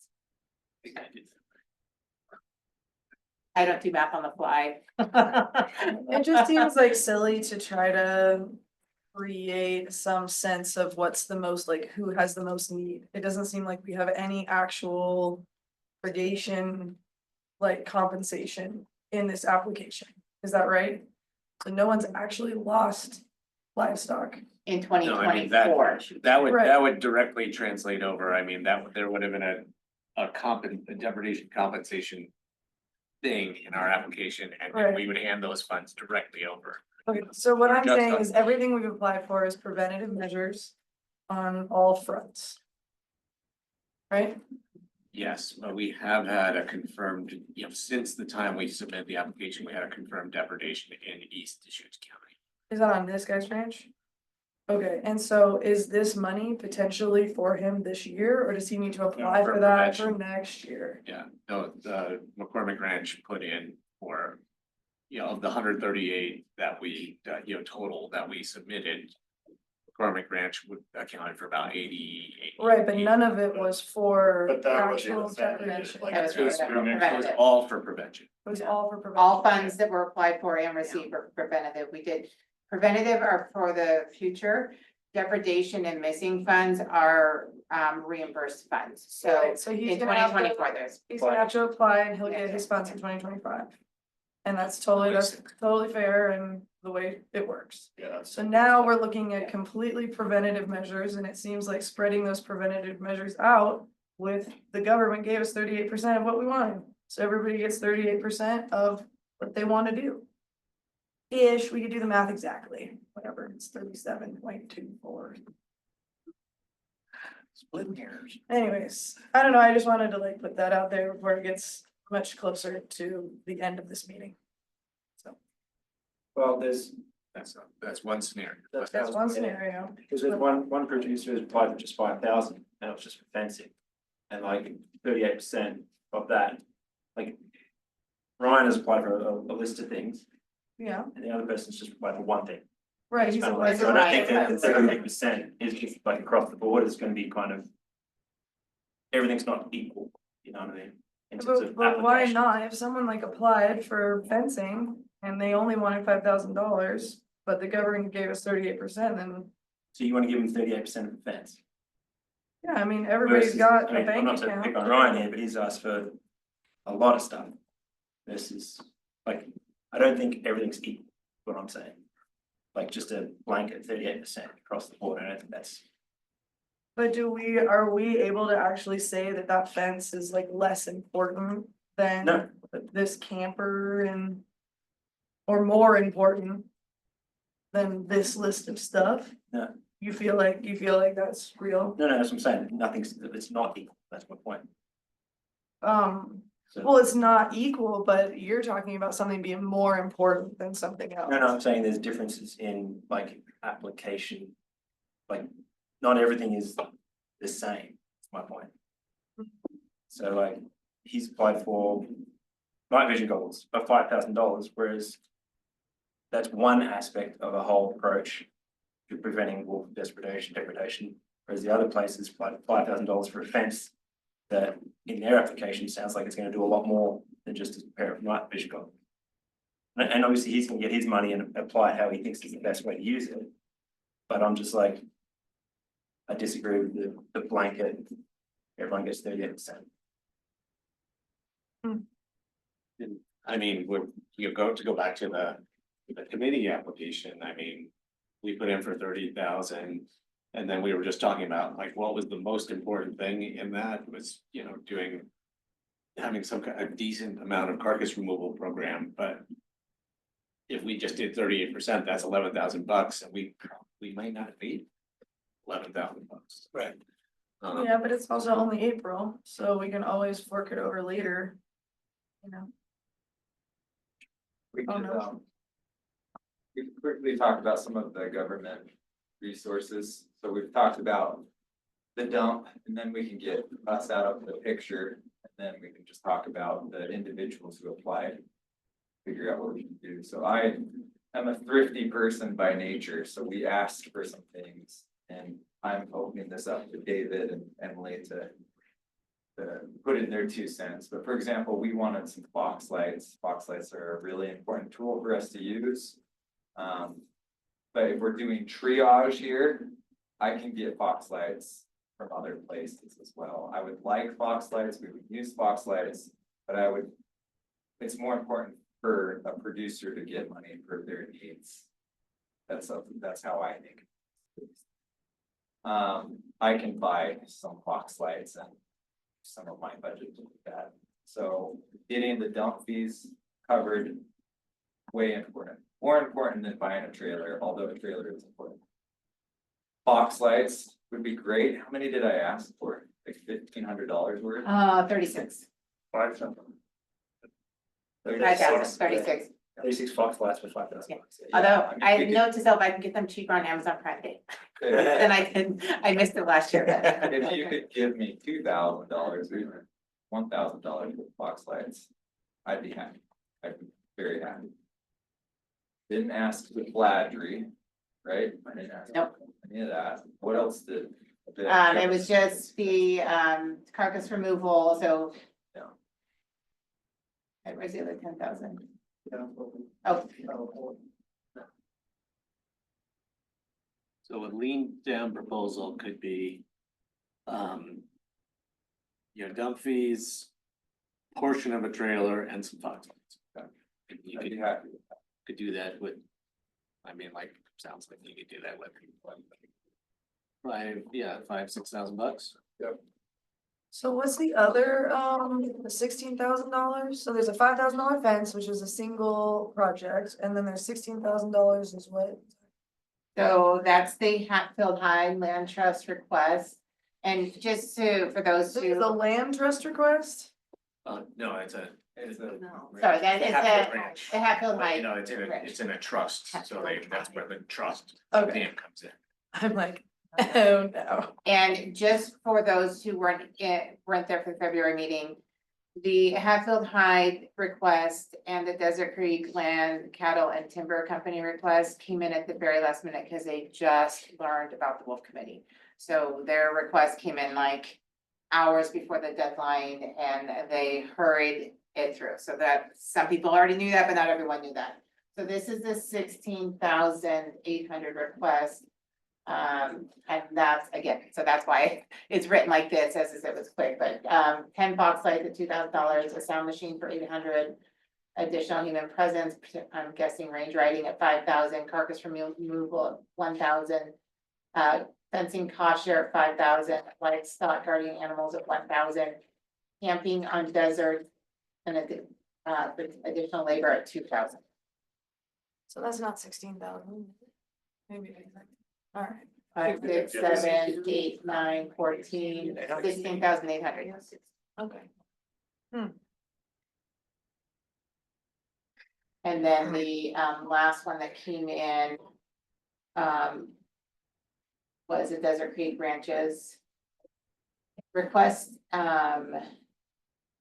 So yeah, there's very specifically strictly for fencing. Just material coming from labor. Yeah, no labor. Aaron, can you answer that? Sorry. They wanted, a double fence. They already have a 4-strand wire and then they wanted a woven wire put around it. Why can't they put flattery on the 4-strand fence? If it's, Too big? yeah, it's too big of a property, and so if you Oh, have they're- that permanent structure of Oh. fencing there, it would be long lasting. Yeah, flattery is just temporary, woven wire is more of a permanent fix, for lack of a better word. Well, and what Aaron was just saying was this is a really great preventative measure. You know, like a permanent fencing around a, like a high value. Defined area. Yeah. It's not like a whole grazing allotment or something, it's just their calving area.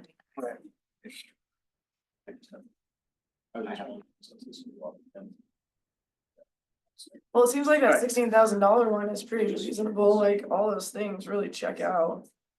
And then I think maybe just for the record, since it's being recorded, we just review out loud what the McCormick Branch request was. Yeah. Because I read the other ones out loud, not everyone can read or not everyone will have access to reading this. So it's $30,000 for range riding, $2,500 for a drone with speaker, 10 fox lights for 1,500, night vision goggles for 5,000, game cameras for 1,000, sound systems for 1,000. A camper possibly for range riding or to add additional employees at 10,000. And the virtual fence for 250 head of cattle for 30,000. It's with the collars and that.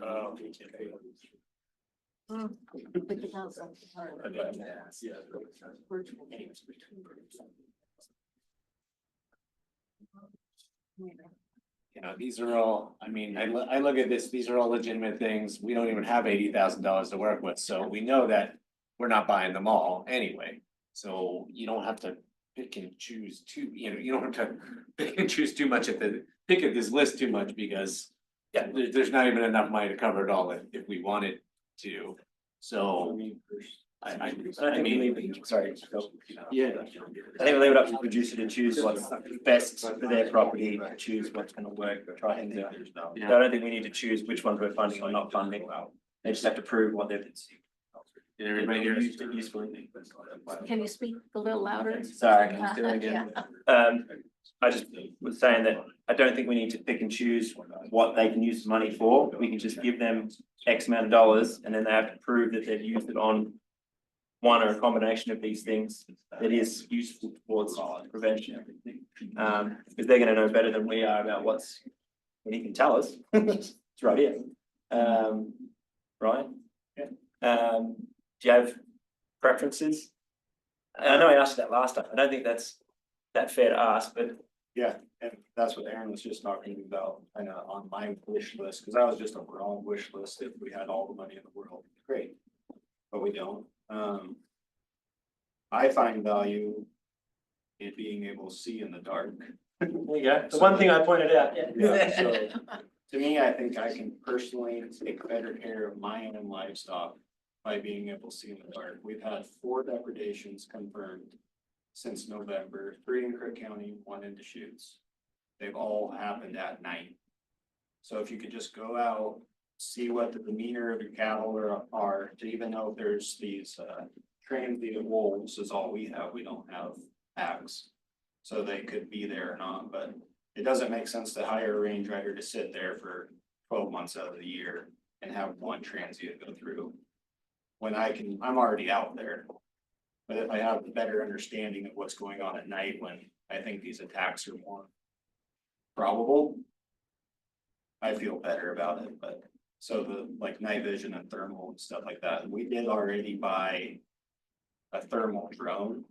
And that's been helpful to just go check the cows since we're on a large landscape. Haven't found any wolves with that yet, but I think we will at some point, chase the coyotes away, so it's just for practice anyways. For what it's worth, thermal is kind of like our bread and butter at night. It's what we use. We have, aside from like the drones, wildlife services house, which also have thermal, like handheld thermals are what we do. We literally drive around, we're range riding basically, and looking at whether the cattle are fussed up or not. We can see anything, and then, you know, if we do, approach after that. So it is very helpful, just context wise. You think of the night vision goggles or thermal devices as being like essentially enhancing your range rider. Yeah. Right, it's just like. It's, I would consider it, you know, particularly if I'm calving, night stuff in particular, just because most of the depredations seem, at least from what I've experienced, happen at night or in the wee hours of the morning. I've been out without thermal and I feel relatively ineffective. I mean, I'm out walking around to the pasture for sure, but I can't see anything. Like, I don't know what's going on. Maybe our next meeting, we have some footage, some drone footage of using the thermal drone at night, mainly in Klamath County and in Lake County. But we can show you folks what it does. It's pretty impressive to know that you can see a wolf. We can spot them literally half mile outside and identify them from quite a ways off. The other cool thing that we've noticed with it is the demeanor of the cattle is nothing like I ever thought it would be when those wolves are right there in amongst them. You'd think they would just be running and they're not. They stay fairly calm for the most part. We'll bring it, we'll show you. I think it's is that the study that was done out of Klamath, that has been shared with all the committee members, but we can more than show it at a next committee too and discuss that too, but I think that was, I shared it with you in November or December, I believe. It is very It's pretty interesting. impressive. Yeah. Yeah, thermal's, I mean, a big tool for our agency in a lot of aspects, and it's kind of replaced night vision, really. And it's a emerging kind of technology, so every year it's just getting more and more clarity. So we can make some recommendations on what we've been using across the state and things kind of. Binoculars and still binoculars. Pounding away at this, so the thermal and the drone stuff is what would be helpful, what else would be helpful? Out of your operation, if you could have anything else on your wish list? I could just have any wish list. Reasonably. More people, obviously, but once again, that's hard to justify in my situation. Oh, did you ask for about the same amount from Cook County as well, if you don't mind me asking? Yeah, we basically just did a 50-50 split, kind of mirrored it, to be honest, so. Maybe this question for you, when Cook County distributes funds in the past, do they do it on a percentage basis, or do you have any idea? When it comes to a change like this? No, they haven't had as much in the past requests for preventative measures. This is the first year that we've really encouraged people to not just be retroactive, but to be proactive as well. So we'll see. Okay. They had a request, just FYI, the request for just preventative was 119. There you go. I mean, what I feel like too, and this kind of goes into the individual human presence thing, is when you have, especially if you're the owner of your livestock, you know that there's seasonal times when your livestock are more at risk and wolves are present. It requires more labor on your part to offset the loss of coexisting wolves. So I do think that even if you're not hiring a range rider, offering a producer some of the money that they requested for human presence to just offset the cost of just doing business, I think is advantageous. So if Ryan's not gonna be able to hire a range rider, I do think that considering giving some money to the operation to help with their. Well, isn't it, we definitely don't wanna get too far down the trail of telling people what they're gonna do with their money. So it's like, we've really whittled down what Deschutes County or like our committee is like actually needs for like a few less lights and blah, blah, so we just need like that number. We feel like this $5,000 fence thing is like high value based on the biologist, what he said. And it is a single project and not just sort of a, like shotgun approach at prevention. And then we have two more that we just, like, whatever's left should be split accordingly. You're right. You know, like it just seems, because the other list is very similar. They just didn't come up with as much money to put out there, but they probably could have. A lot of similar things. Yeah, so I So- mean, could we say we pulled out 6,000, 5 or 6,000 for the committee projects. Carcass removal, a little bit of box light. And then there was 44,000 left for the 3 producers. Well, it sounds like $5,000 for the fence, so that's $10,000 and that leaves $40,000. And so it seems like maybe 10 to the one person and 30 to the other guy. Something like that, I'm not gonna mind that. right? Is that? Something like that. Yeah, something like real fair without spending like too much time. Well, let's start with that and then turn around and look at it a little bit and see if people want to tinker with the numbers. So 5,000 for committee projects, 5,000 for the fence.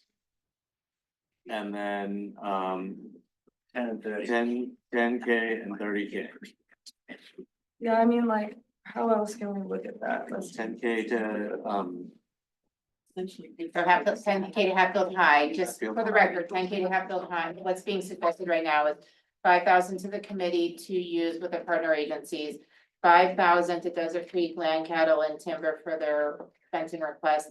10,000 to Hatfield High Land Trust and 30,000 to McCormick Ranch. So that's a suggestion on the table. Yeah, more or less. So the $16,000, 16,800 is about 20% of what Ryan asked for. Right? So it's like, so 20% of, so I don't know, 30%. Anyway, whatever. when Sarah Lee, when you were suggesting just a 38% across the board, the McCormick request was just a little over 30,000. So that one plays out right out to your 38%. And so essentially we'd be giving, because we'd be funding more of the Hatfield one, but it's And the like Desert Creek. it's a much lesser request. But as a rancher, they could have easily come up with the exact same request as this guy, so I don't know, so. It seems like they should get a little bit more because they didn't ask for as much. They run quite a bit less ground. Something. Yeah, Yeah, we're 3-4 times the size. that would make sense why he would request more, because he's quite a bit bigger. I think a big restriction was the time crunch, Right. too, because it was a very busy time of year. Everybody was stuck in the snow and the mud, having sick cattle die, which David was very busy that time of year, helping us out. But yeah, I mean, if they would have truly sat down and brainstormed, I bet they could have come a lot more. Because once again, like I think you kind of brought it up on the last meeting too. A lot of this request is probably a one-time request, like actual thermal and night vision devices. They're gonna last hopefully at least 5-10 years, unless something happens, but. Pickup truck. Right. But that cost is the same if I buy it or you buy it or whatever. But she's right, they didn't ask for it, but maybe next year they'll be like, oh, the neighbors stuff is working and they might ask for it next year, who knows? And this year with It's not like $30,000, this you can whole- definitely get your night vision and cover some range riding and whatever the hell you wanna do. You don't have to tell us really. Honestly. Can I just ask about other confirmed depredations? I mean, so Ryan, you've had 4. I mean, is there other confirmed depredation in the general, in that East County, Cook County region? In 2025 or 2024, is that what you're asking? In 2024, in this area, we had one depredation on one of these producers. Oh, excuse me, that was 2025, it was January. Sorry, so we've had two depredations in 2025 in this area that have been confirmed. And I'm in Deschutes County or in this area, so one in Deschutes, one in Crook. But on the scheme of things, like, we're on the line. right. No, I want, yeah, and I'm not asking just, I actually wanna know beyond Deschutes, like in Crook County, has there been a bunch of, cause somebody was talking, we were just talking about three other, All of the depredations that took place in Crook County last year were in this area. and there were 3 last year in Crook County in this Three area, last year. and there've been 2 this year. Got that right, yep, I did. A There've total been of 2 this 5 year, in one in Crook and one in Deschutes. Yeah. Okay. That area.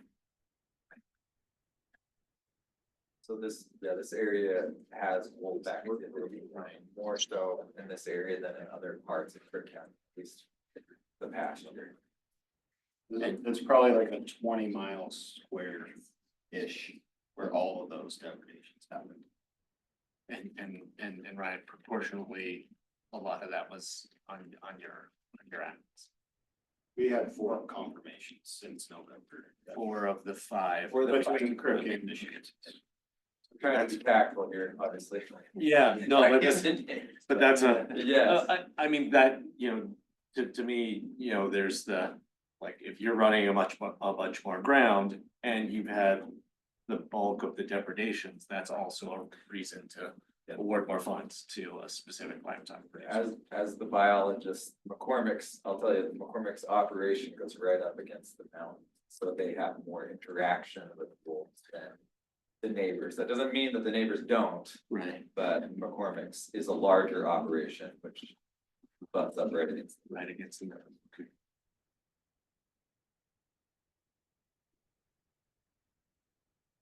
So 5, 5, 10, 30. Just real clean. I just, I mean, I do have to go, but that- I'm voting for that. that's not, I mean, that seems pretty reasonable. I mean, I could see an argument that the dialogue requirement, a little bit more, but. I mean, 5, 5, 10, 30 seems reasonable too. I mean, Thanks. does anyone else wanna tinker with that? The only thing I'd say is, does that sound, given being part of all of this, that sound fair to you? I think it's more than fair. I think approaching this, it's all. Yeah. I mean, truthfully, we could just be landed and say, you're on your own, left stranded out there in the brush. So I'm grateful for anything, but. Have you looked at anything for management that you can play with? I mean, I know it's difficult. Yeah, it's on our minds, but extremely difficult to do things different. Like, I would love to condense a few herds because we often have 6, maybe 9 different groups of cows, so obviously that's hard for. There's we're all family on the ranch, and there's like 6 of us that work cows, so it's pretty hard to cover everything. Yeah. But a big restraint is water. We have 2 wells on the Deschutes stuff that feeds 40 miles of pipeline that we have to balance water through. You can't water, there's 900 head of cows out on Deschutes right now. And so you gotta spread them out. So there's ideas, but, and then also you gotta have cooperation with BLM. we just met with our new range con from PLM. And he wasn't thrilled about our wolf mitigation because my wife's been playing AM FM radios out on the desert, just making some noise all over the cabin. And he's like, oh, well, that's gonna upset the sage grouse. So. There's gonna be pushback. Juggle, yeah. Yep. And we agree, we don't wanna disturb, a lot of it's government ground out there anyway, so you can't do like the permanent fencing and just be done with it forever. But we don't want that anyways, cause you're screwing up the birds, you're screwing up the antelope. And we try to manage things with nature to the best ability. But within reason.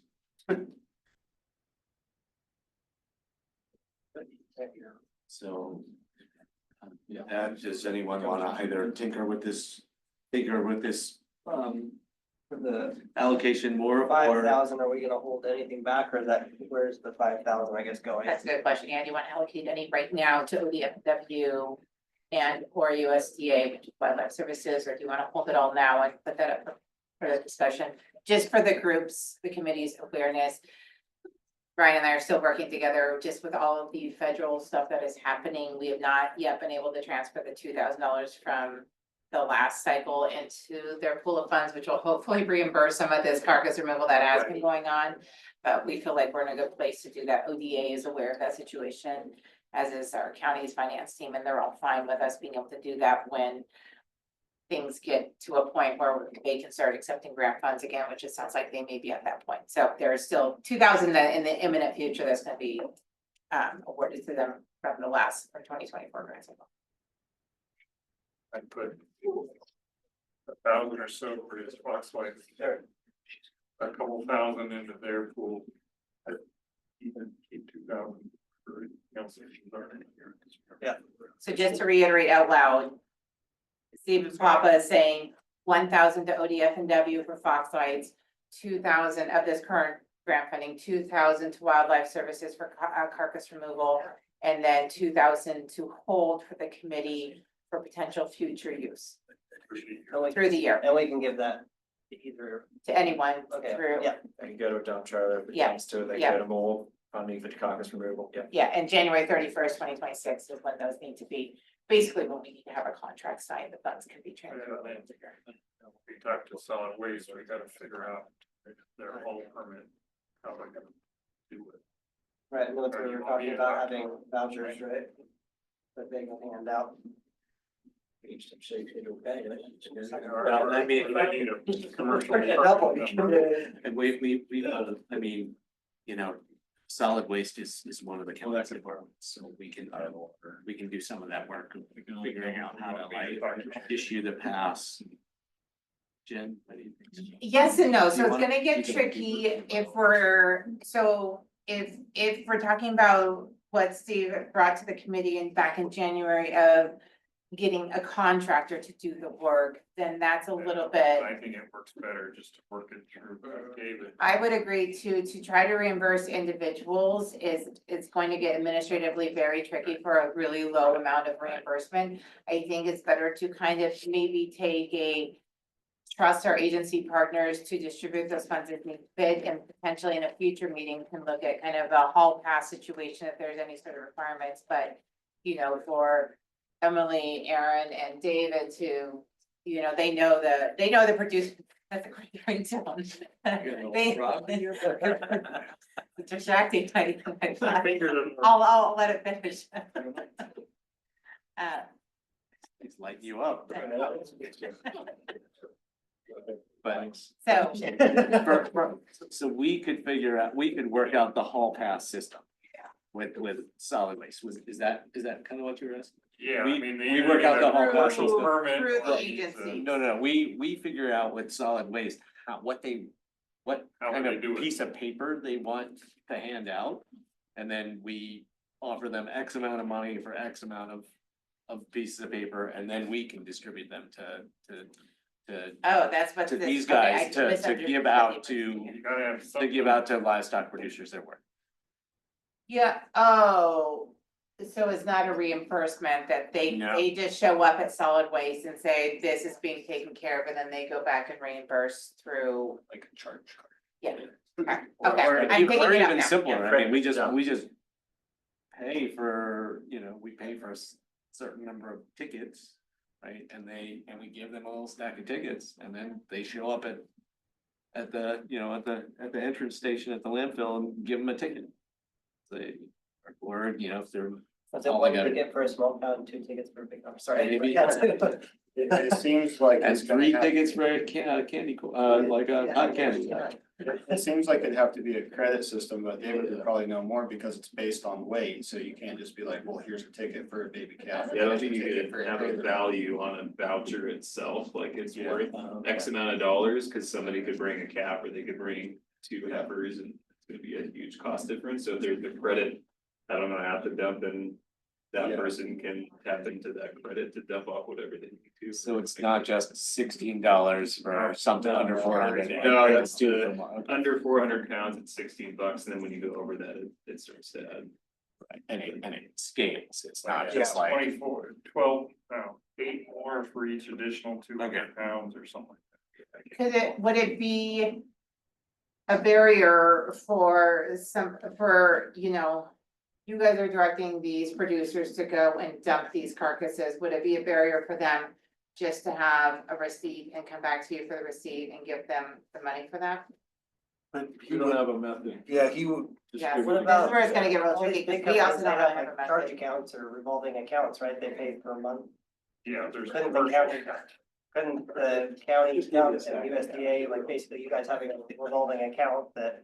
I'm not increase sure your that funds? county can do that because the way we have to track who we're giving our funds to, so if it's individuals who are doing it, but I can look into setting up a revolving charge account and put $1,000 credit to Wildlife Services, $1,000 credit to ODF and W at the dump station, or however much we want. that would be, And then there's some sort of ticket or hall pass that says these people can charge.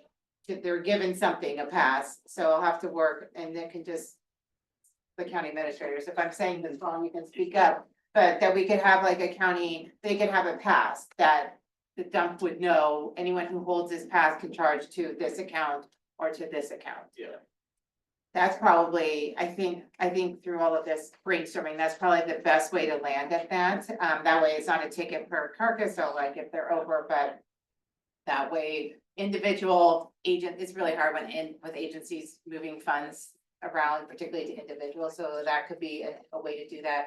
And maybe we start out at like $500 and can replenish that if need be, or see how that goes or something. And you all, if you all feel comfortable, I would basically task Jen with kind of figuring out administratively how this system is gonna work. Yeah. Those are some ideas, and after she talks to the solid waste people, they might have an even better idea, thanks. But Or like, what are you talking about? But They're very cooperative, I'm sure they'll come up Okay. with something Are great. you, so is that enough information for us to make a motion? Yeah, so I still think that we've just to reiterate, so I'm still thinking like for the notes and for how we're gonna do this is.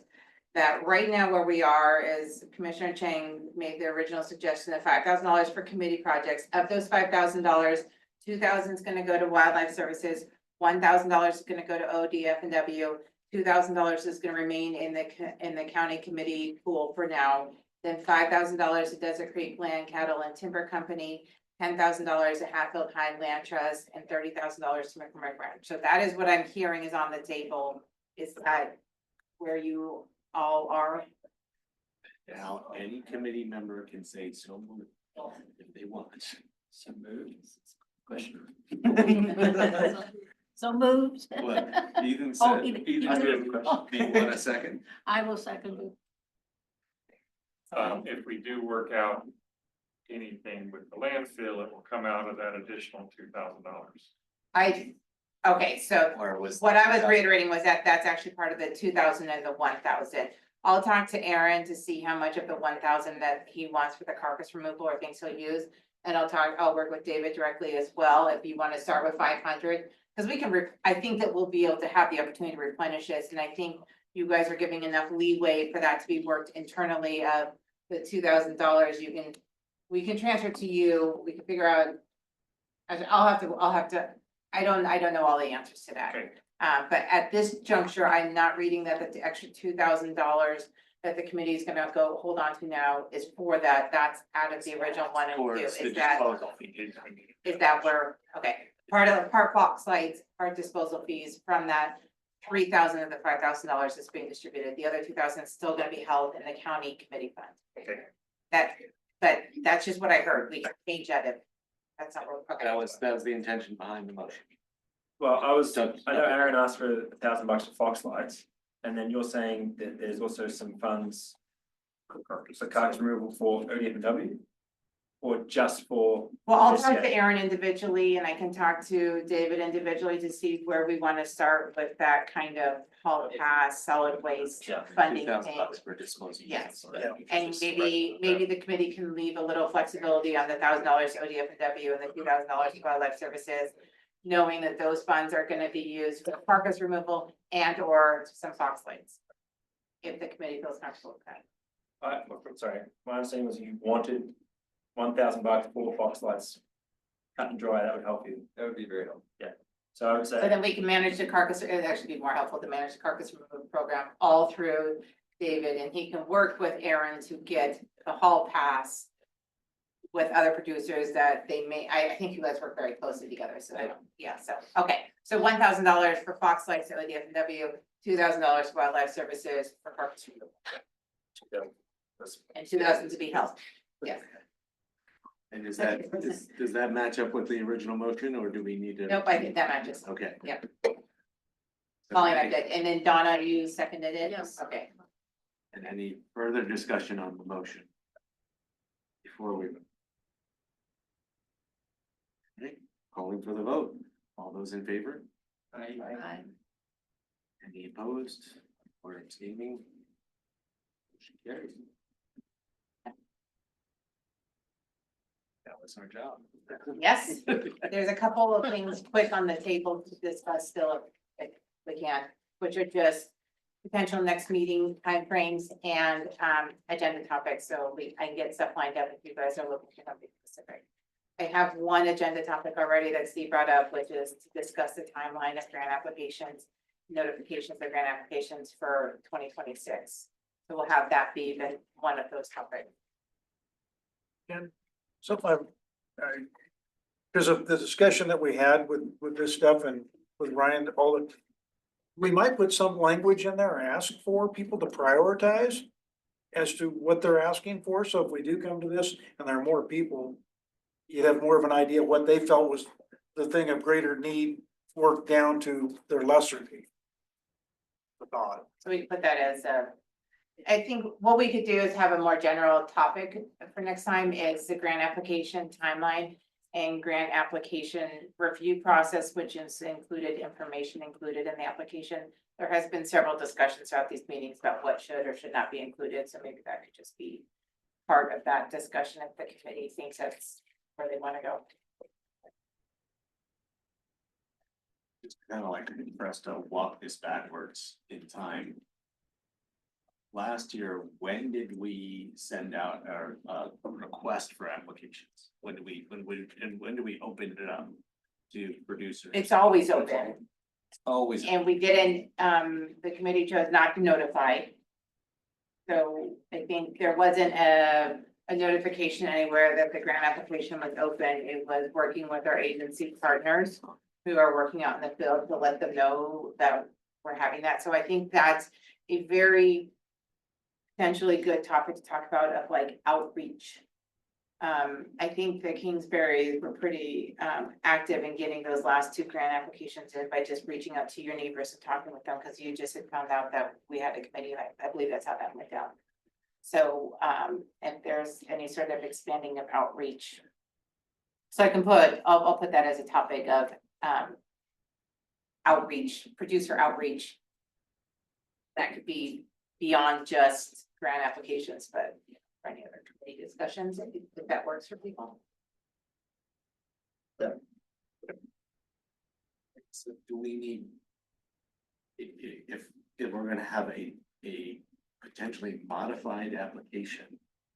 Do we need to create that modified application form as soon as possible, because our agency partners might be telling people to fill out the application form tomorrow? What was happening with the grant applications is I think our partners who had been talking with people who had wolf activity, they were just referring them to me, and then I would reach out to them directly and send them the link for the application. But if you want to create a new application, then that would need to be created. We had a committee already. We've got our little subcommittee and you all three are here. Are there any additional changes you wanna make, or? No, it's just the timeline, Okay. And the priorities, just the numbers. prioritizing. 1, 2, 3, 4 in order. I mean, I could just say that to them when I send them the application, I was like, Just list time out it forward a little list out your funding in order of priority. The only other question is, should we make more of a public announcement that applications are requested at some point? For them, and they can't go in until February, right? Yeah, but I think they're due first week of February. But applications can be received at any point in time. I mean, those who are having depredation or missing livestock, there's potential legislation happening right now that might impact or change some of that grant funding in the state legislature. And then two, if, because that's a reimbursable, particularly the missing and the depredations are reimbursable funds, they'd want to wait till the end. I think that I'll have to go back and check my notes. I can't remember if it's December 31st or if it's January 31st. ODA's timeline is just slightly skewed, so, but the depredations is reimbursable, and it might be all the way through January 31st, so they may have to wait to get theirs in later. I will check that, so I have that information before the next meeting.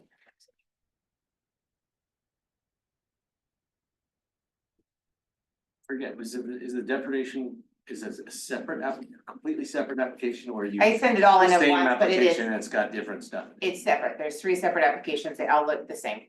I send it in as one packet, as that packet that I just sent in was that you just saw there was the exact packet I submitted to ODA. So I just put all the PDFs together and combine it. So I would do that too for the depredation. Yes, they all get submitted. They all have the same timeline, but there's 3 different applications for depredation, for missing, and then for Different kind of, we can adjust that application before it's submitted. Sure. What we we just can, found, yes, we can. which we didn't know. Just not do it like that.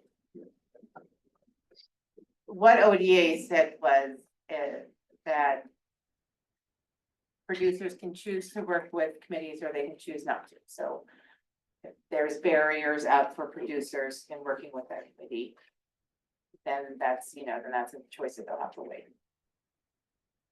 We do a lot of outreach, and it's. Like talking to 90% producers on every a day. job. We have big events in the community. I do a lot of public speaking. I'm in the news. I'm giving public reports to the newspapers, telling them that they can. There's compensation available, so if people are suspicious that ODFW or anyone else is crooked and the system's broken, then that's their decision and they don't have to engage with us. Yeah. Okay, so right now what I have for next meeting agenda item is timeline for grant applications and a potential producer outreach process in addition to what's already happening. Whether or not you guys want to go public with the news release. I think last year there was a flyer that was put together and then ended up not going public, but handing that out naturally. So, but that's probably those 2 conversations are probably for a shorter meeting. So if there's any other agenda items, happy to add that. Or if I hear anything else come up, I don't know if anyone else has any suggestions for agenda items for next time. Initially, we talked a bit about retracting producers' names. We did. and that kind of went away this We year. never landed. So should we revisit it? And does the county legal counsel have any direction? The legal counsel direction is we're free to retract whatever we want, the committee wants to retract, for the public meeting packet. If we get, I always say FOIA, that's the federal, what's the? Public records. Thank you. If we get a public records request, then if the county gets an official public records request, then they'll release that document to the public, whoever requested that. In that process, are you able to redact stuff? Like when we get FOIAs, we go through and we have to redact everything. I think that, like, the information that we would redact is not actually asked in that application, like a Okay. social security number. So at this juncture, I think from legal's standpoint, how the application is written right now, that it would not, that nothing would be redacted. Okay. That would be if we have a public records request. The committee is more than able to redact any information they want to redact at this juncture that's included in the meeting packet. But if there's a public records request, then we would have to. Then public records requests go through our legal department. They ask me for the documents, I give it to them, and then they send it on, so. So it's not like you can retroactively redact. And this meeting is recorded and then it's made available online, so I mean. Even if we like block some stuff out in the notes, somebody can just go back and watch it. You have to worry about crowd control.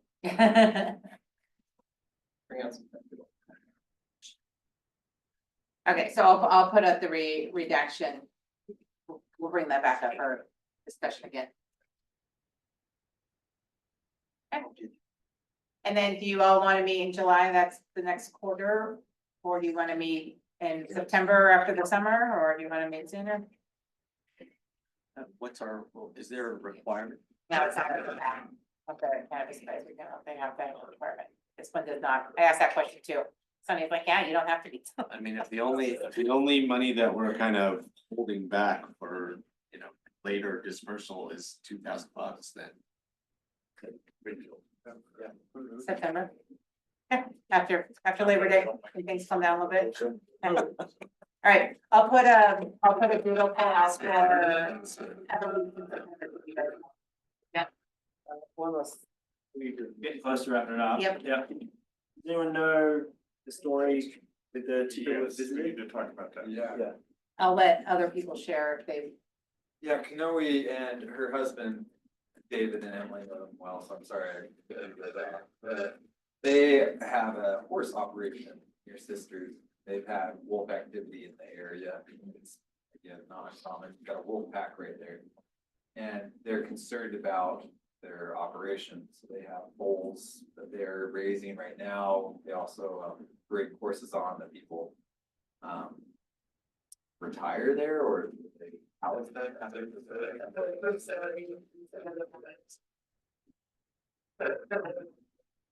They're hoping to get some money to fortify their property, which is very reasonable compared to other operations we've seen. The manageable amount of fencing that they hope to get reimbursed for in the future. They wanted to see this process.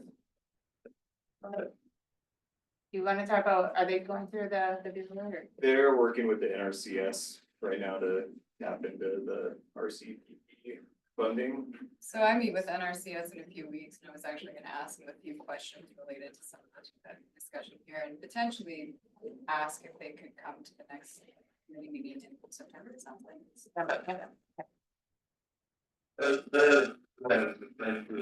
The beginning, what does the future look like? You've got large operations, but then you've got a lot of small hobby horse farm operations that honestly can just improve their fencing, their existing fencing, and then you're done. You don't have to worry about it anymore. How big is their? But it's not all of that that needs to be fenced. Most of it has existing fencing. They just have some rough patches that needs improvement. So they just ran out of time, they're not going away disgruntled, but they didn't get their. No. words out. No, We've headed them off. So, I yeah, we just and I wanted to told go them out we and had talk. public comment at the end, but. Yeah. they gave us their public. I think they were more management related than for the conversation.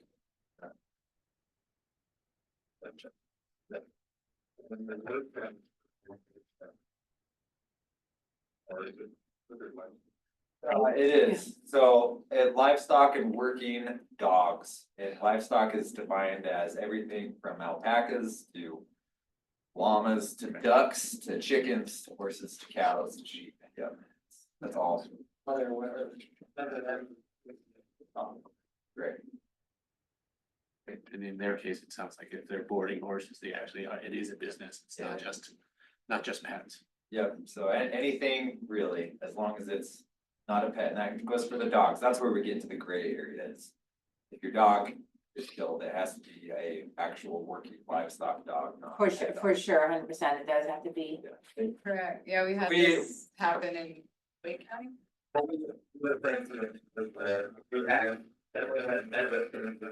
And there's someone else who has had wolves on their property, an older gentleman, and his dog has interacted with wolves in the past, and he's obviously concerned, but I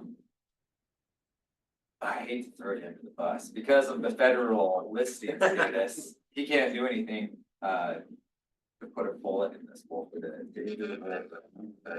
even if it's coming after his pet dog, so.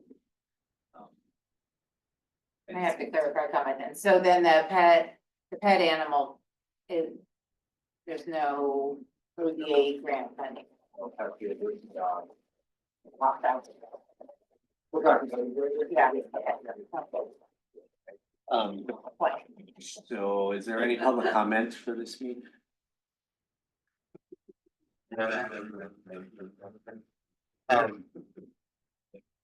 Then I'd say we are adjourned at 7:45 PM.